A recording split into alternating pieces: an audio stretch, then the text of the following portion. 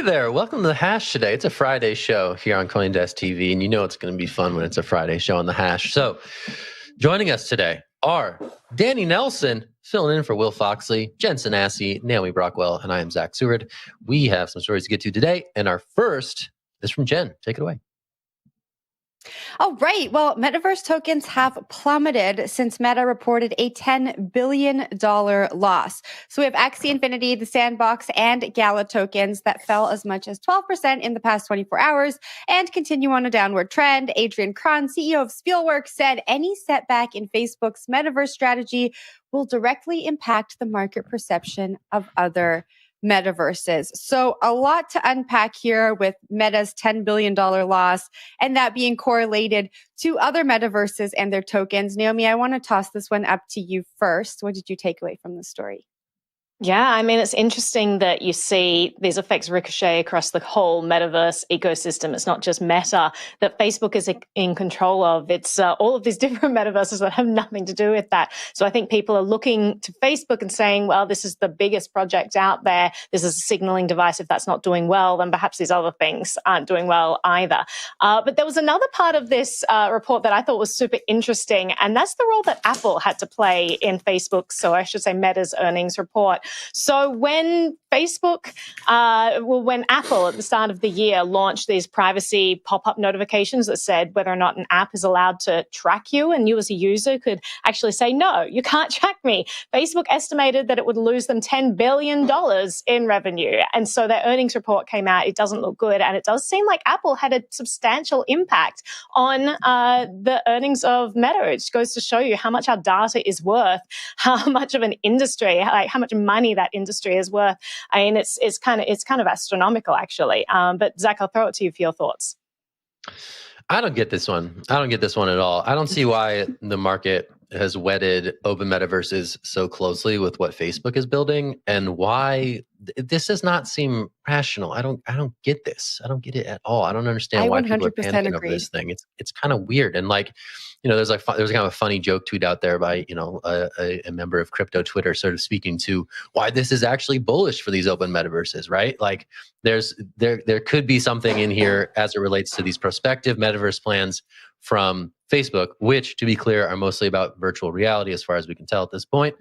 So there might be something in there that's spooking investors, but it doesn't really have much direct correlation to like the open metaverses that are already attracting users, albeit in small numbers, to these various settings on our computers. So I don't know. This one feels weird to me. I don't understand why. Maybe this is like the maturation of the market where these things are linked and they move in concert. But overall, this one was kind of strange. And I'm curious for your thoughts, Jen. You probably have better ones. I don't have better thoughts. I mean, I think a $10 billion loss for Meta, who's trying to build out this huge infrastructure that includes VR and AR. I mean, they have the money to spend and they're building it out with long-term goals in place. And so I kind of agree with you, Zach. When I read this story, I was like, it's strange that the tokens I mentioned, Gala, Sand, and the Axie Infinity token would plunge on this news. And what's interesting is we spoke about the growing number of users when it comes to Axie Infinity and Smooth Love Potion, the in-game token that people in the Philippines and in countries all over the world earn. They can earn up to $35 a day when they play the game. And now where the token's at today, that $35 that they were once earning has turned to $1. So it just shows you how these kind of uncorrelated stories have like a real human effect in some of these populations who are participating in DeFi in the metaverse. But Zach, I'll toss it back to you.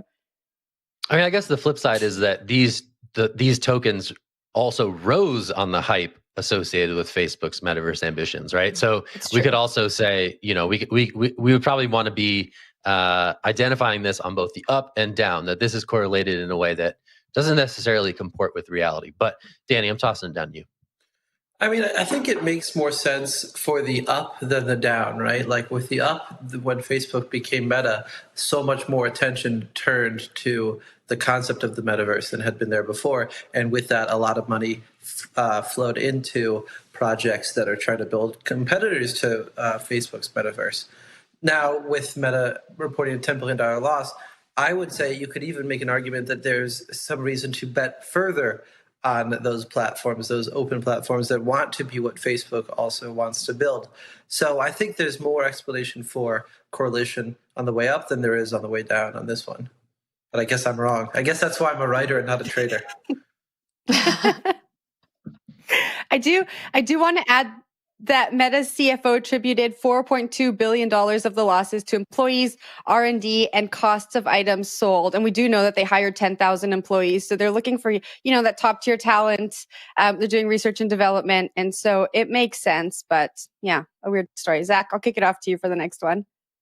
All right, I'll take it. We'll go to Wall Street for a minute. We're going to talk about JP Morgan, one of their asset management team chair people, wrote this report, and it was called Maltese Falcon. And the conclusion was that these lofty valuations that we're seeing for Bitcoin are merely the stuff of dreams. Of course, the report was Maltese Falcon, but it's referring to Maltese Falcon, 1941 film, Humphrey Bogart, great movie, check it out. The idea here is that the Maltese Falcon itself, it's kind of a spoiler, so spoiler alert for any old-time movie fans. The thing that they are coveting and going to great lengths to obtain is not really this treasured asset from far, far ago. It's actually just a fake.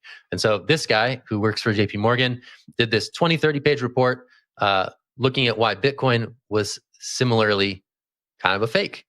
He looks at all sort of the proposed use cases, all the stuff that people in the space advocate that it can do. And he says, hey, yeah, most of it's bunk. He looks at DeFi, NFTs, all sorts of good stuff. There's tons of kernels in here, and it has a creative twist. So hats off to the leaning into this trope of Maltese Falcon, but there's a ton of material in here that we can dig into. And I'm going to throw it to Naomi to get us started. Sure. I mean, there was one little tidbit in here talking about the concentration of wealth in Bitcoin, saying that, 2% of Bitcoins now hold 72% of its value. And so for these libertarian anti-elitists out there, it's even worse than the concentration of US household wealth. And so I just wanted to bring that up because Bitcoin is probably the largest transfer of wealth we've seen in history. It's actually gone to a new group of people, right? So this is huge that we've actually been able to redistribute wealth, not by force, but just by people getting early into this thing, recognizing the value of this tech and buying in. You have to realize in these early days, a lot of the people we now hail as our heroes who are creating all this amazing cryptographic technology and platforms, a lot of them were living in their cars prior to Bitcoin coming around, because there's no money to be made in a lot of these open source communities. It's just people who really believe in how important these tools are. And so the fact that now they kind of bought into this new technology, saying, actually, this is an amazing tool for freedom, and they just dug into it. And then you've just seen this mass migration of wealth over there. I just think that this report kind of misses the point in a lot of ways when they're talking about that sort of stuff. But Jen, I'll throw it to you for your thoughts. Or Zach, I'll throw it to you because your hand was up. There you go, Zach. Jen, and then Zach. Jen can have it. I got in there late. Sorry. It's fair. Harsh but fair. Jen, take it away. I was just going to build off what Naomi was saying. I think that the report was a little bit narrowly focused. He drew on facts that supported his argument and failed to paint a bigger picture. Naomi, just that Bitcoin excerpt that you just read, sure, Bitcoin is volatile, and sure, maybe that percentage that he cited was correct, but he doesn't really draw on any other crypto, some cryptos that are less volatile, what this means for the traditional fiat system. And this kind of happened when he talked about the remittance market too. So he says that crypto only managed to capture 1% of remittances in a market ranging from 500 billion to 600 billion per year. Well, yeah, I think that has a lot to do with regulation and perception, but that's changing, right? We're seeing regulation changing in India, and India is one of the largest countries that benefits from remittances. So I just think that the report is a little bit narrowly focused. Zach? I saw Naomi's hand go up, so I'm gonna give it to her. I think she wanted to jump in on a specific point. So Naomi, take it. Well, there's just so many dumb things in this report that I just kind of getting I was trying to be nice. They're saying well, for people with bank accounts, we're talking about how there are these remittance use cases for crypto, but people need to have bank accounts on the other side of things. And then there are the costs of going in and out of crypto, using these on and off ramps. And he's, again, missing the point. It's like, no one needs you, JP Morgan. No one needs you anymore. We don't need bank accounts. We can spend crypto. There are so many ways that we can spend crypto. And you definitely don't need a bank account. I mean, like, I have a friend here who's trying out the new Dash Direct, like, Visa card. Literally, like, every point of sale system, and he can just spend Dash at all of them. Or you can use all these third-party apps. Or you can use Bitrefill. Or you can use Purse.io. Or you can use any of these places. And buy anything you could ever want. You do not need a bank account these days. And I think people are missing that point of how obsolete these bank accounts are becoming. It's like, no, we don't need your fees. No, we don't need your transaction fees in and out. We don't need IDs with the government in order to create these bank accounts. We don't need like land titles to show proof of ownership of places so that we can create an ID. Like that's an archaic system. Now we have one that's based in math and it's verified by math. And JP Morgan, it seems like they created a report to try to keep themselves relevant, saying like, well, when they try to reintegrate with us, it's going to be very difficult, and it's going to take away some of the value that they would have otherwise saved. And I think they're missing the point that people don't need to reintegrate with them anymore. This is an alternative system. We've created this agorist system that is making the traditional financial infrastructure obsolete. It's becoming more and more obsolete as these tools get finessed. And so I would like to see JP Morgan's next report where this starts to dawn on them. But I'll throw it to you, Zach. I'm over these JP Morgan reports. I liked it. I warmed to it. First of all, it has a really cute image on the front. It's an illustration of a famous scene from the movie. And second of all, like he has like this list at the top of like, 10 reasons why he's not qualified to write this report. And he's like, the first one is like, I turned 60 in May. So just so you know. And so I don't know. I liked it. We're it was not like a nice little ageist on piece this of creative show. writing. It's okay. No, but he was trying to get ahead of that. He was trying to like, okay, boomer himself. Okay. And I respect that. And, he's like, hey, this is just my view, right? I do not speak for JP Morgan. And that's my question to Danny, right? So JP Morgan, mega bank, big institution, a lot of people there working on stuff. Can you just like remind me where they stand with their various crypto adventures? I mean, they're certainly interested in cryptocurrency, the technology behind it, but I don't know how invested they are in the coins themselves other than a few niche products here and there. I think it's worth remembering that the Onyx team is working on a lot of closed garden blockchain platforms that'll help banks move value in between themselves. Now, that has very similar technology to the Ethereum blockchain, but you have to remember, this is a private system that is not open source. It is not, I mean, it actually is open source, but it's a private system. You can't play around with it. You certainly can't plug into it unless you're working with or are JP Morgan.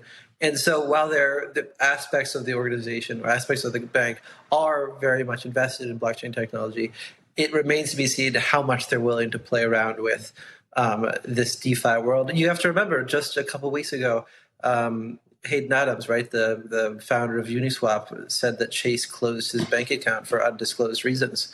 And, that's just a sign of where the bank is right now.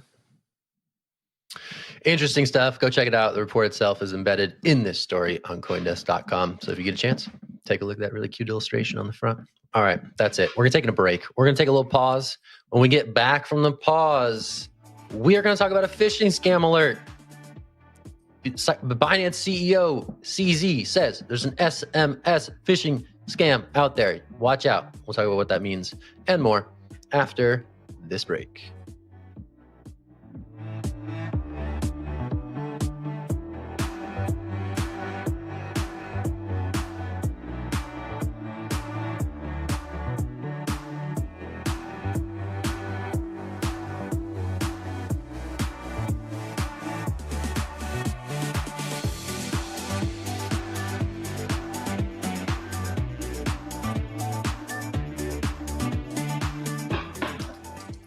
Welcome back to The Hash, everyone. We are going to dive into a really exciting new development that's just come out. So there is a free Assange DAO, and I wanted to tell everyone about it. It is, according to their website, a collection of cypherpunks fighting for the liberation of Julian Assange. This sounds like a pretty great cause. Now, the aim of this, apparently Assange is creating an NFT collection in collaboration with an artist called Pac, and it's very similar to the Free Ross DAO, which raised a ton of money for a really good cause, and now they're creating one for Assange. And so Assange is creating this NFT collection. This DAO is going to bid on the collection. And so far, it looks like they've raised 2,450 ETH, which comes to over $7 million, which is incredible, and it's been up for less than 24 hours. So their website, as you can see here on the screen, says that the DAO aims to raise ETH in return for the Justice Governance token to bid on a one-of-one NFT produced by Digital Artist Pack in collaboration with Julian Assange.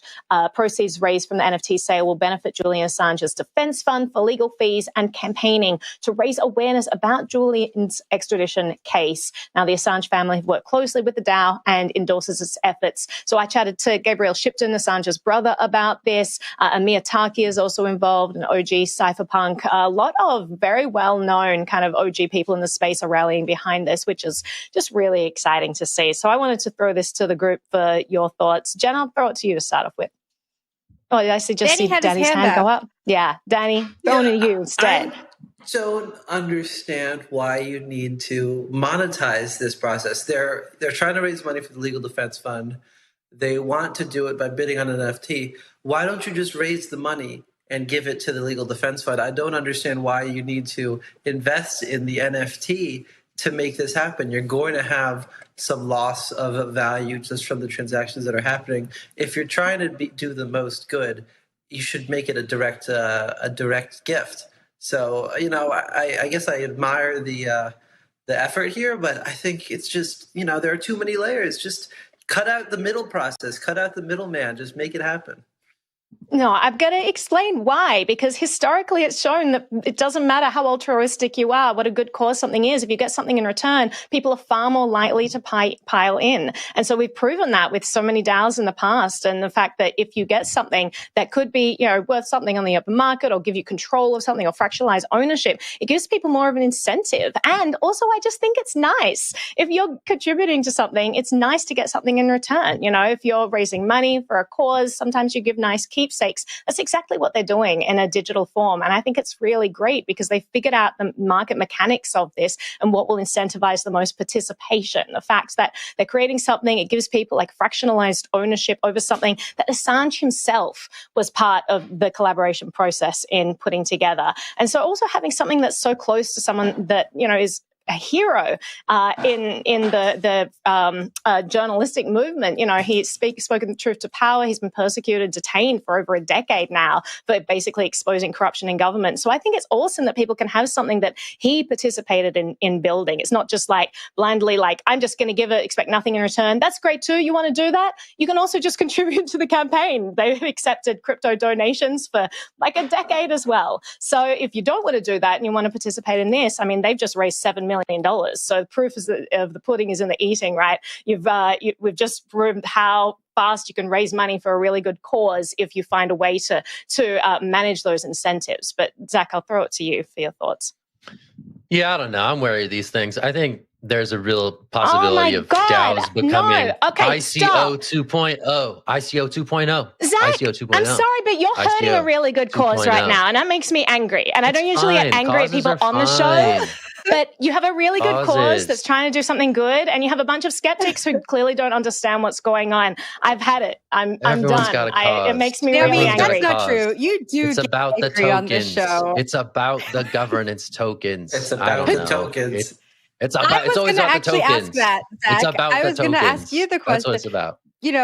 And the end game is they've raised a ton of money for a really good cause, for something that people don't even understand. And then they're going to flip the governance token, and it's like free money. That's and who cares? The Assange campaign has gotten a ton of money as a result of that. It's all very you boggle my mind. Pro-journalistic, pro-freedom. You guys keep trashing a project that is trying to do really good and raise awareness about why journalistic freedom and freedom of the press is important. I don't understand. All these causes are good. I don't understand. We got the Ross Ulbricht DAO. We got the Links DAO. We got the Which again did a tremendous amount of good, but let's hate on it because we don't like DAOs for some reason. All right. I'll tell you why. I think DAOs are great. I'm skeptical. I think what my point is that they're wrapped in this aura of purpose, but when it comes down to it, it's an investment in an underlying token that is likely to be liquid and trade at a high value on the market down the road relative to the amount of meme interest that the project itself is gathering. And who cares if it was able to raise a bunch of money at the outset? But I care. It should be more clear in what it is doing. That's all I'm saying.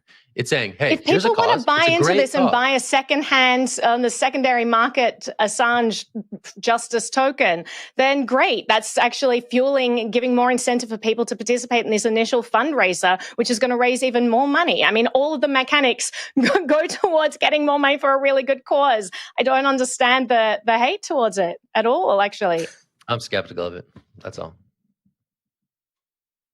Okay, so if anyone wants their skepticism assuaged, as I said, Julian Assange is on board with this. WikiLeaks itself is on board with this. The whole purpose of this is try to raise money. So if you want to support a good cause and raise money towards that cause, you get a token that you might be able to sell in the secondary market as well. So that seems like a pretty good incentive right now.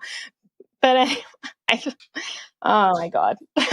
Yeah, you have a lot of supporters in the comments. I do want to just, clear the tension here, and let's move on to something bigger and better. Scams. Looking into this. I would invest in it, but I lost all my money on Fries DAO already. So, oh no! Now moving on to run by Fries DAO. Yes. Moving on to another type of scam, we have Binance CEO CZ. He's warning about a massive. Wait a second. Can we just back up? No, I draw the line at that. Can we not call this another type of scam? No, I'm deadly serious. Okay, it's not a scam. That does a tremendous amount of damage, Danny. Let's not do that. No, I think you're not. I don't think you're treating the cynicism adequately enough. I think that you're not thinking enough about the altruism. I'm so ready to hang up right now. You just called something that's raising money for Assange a scam, and let's talk about another scam. That's so disrespectful to a man that's been detained for over 10 years. I can't even handle this is unbelievably disgusting behavior from a journalist, Danny. All right. Well, I don't. I think we just have a disagreement. I think we should just continue on. We absolutely do. Okay, moving on to this article. Binance CEO CZ is warning that users could be affected by a massive SMS phishing scam, which could see their accounts, their crypto accounts, drained. Now, this is the latest in a long story of phishing hacks in which people are tricked into basically losing control of their phones, and then hackers are able to go into their accounts using their two-factor authentication and drain their accounts. Now, it's not completely clear how large this issue is, but it is the latest example of a story that we've seen for years affecting the crypto industry. So, Zach, I'll ping it over to you. What are your thoughts on all this? Yeah, it's good for a figurehead of this magnitude to get out in front of these things, right? I mean, this is something that is a real big problem in the space, all these social engineering hacks that get people to part with their money. And this is an example of that. And it's great that CZ is sounding the alarm on this one. It's something that probably more people need to hear. And he's using his platform to amplify that message. Personal security in crypto space is certainly important. We've talked about it a ton. When you're your own bank, you really need to go to great lengths to make sure that you're able to responsibly hold those assets. And I think what we're hearing from CZ is a good warning that this stuff is out there and something that people need to be very mindful of when they see messages of this nature. So yeah, good to see it. And it isn't going away anytime soon. So it really is incumbent on users to be aware of some of these attacks that are commonly used. But I'm going to throw it to Jen for her thoughts. Yeah, I just want to echo what you said. I think that we need more of these figureheads and influencers in the space and outside of the space talking about these scams.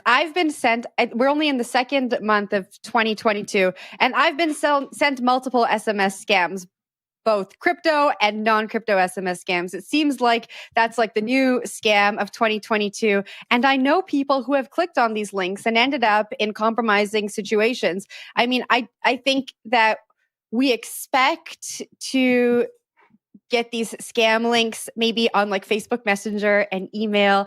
And the everyday person, a lot of my friends don't expect to get these on SMS. And so I think it's important that we're talking about it. And they are really ramping up when I look at my SMS feed. So Naomi, I'm going to toss this up to you. I know we always talk about just not clicking on links when they come from either a source that you don't know or you don't know the URL that link is linking to. But what can people do to be aware? We talk about this on the show all the time, but you are our expert. And I think we just need to continue talking about it until people really understand what's at risk and how to protect themselves. I think you already hit the nail on the head, Jen. I think that just being aware that SMS scams are really prevalent is super important. I mean, I get messages all the time saying, oh, your, bill with X electric company has just been paid. Click over here to see the receipt. Things like that. And it's like, I'm not even a customer of X electric company. Why are they sending me this? But to someone like if I were, perhaps I might be enticed to click on something like that. You should be skeptical of every URL, even if it's from someone that sending you something. It's possible that their account could be hacked. Anytime you click on a URL, make sure that you're looking at the first part of that URL, making sure it's actually a legitimate website and it's not like some weird thing with like extra zeros in it or sevens or whatever. Just be really careful, because that's how this malware gets proliferated, and it's really important to just, take security seriously in the digital age. There are all kinds of avenues that people are going to try to attack you. And so just be aware of that and stay safe. Yeah, this is a good moment to remind everyone just to use a couple very simple privacy and security strategies. Always use a VPN. Just wherever you are, if you're at home, especially if you're out on a public Wi-Fi network. Also, make sure you have two-factor authentication on. Make sure you have your backup passwords stored in a safe place offline where no one can get to it. And just always be on the lookout. If you get an email coming in, I get emails from my dad. He forwards them to me all the time from, Coinbase x24330.com. Like, hi, Norman, please click here to verify your account. All we need is your social security and all that. Don't click on it. Don't click on it. Think twice about any attempt by anything on the internet to ask for your information, and take steps to secure your privacy. That's how you can make it in the digital age. As CZ would put it, stay SAFU, a crypto term for safe, S-A-F-U. All right, we're going to wrap the show there. It's been The Hash on a Friday here on CoinDesk TV. We will be back on Monday to do it all over again. Thanks for sticking with us. I'm Zach Seward. We got Naomi Brockwell, Jen Sanasi, and Danny Nelson today. You have a great weekend. We'll see you on Monday. All right. Bye. Bye.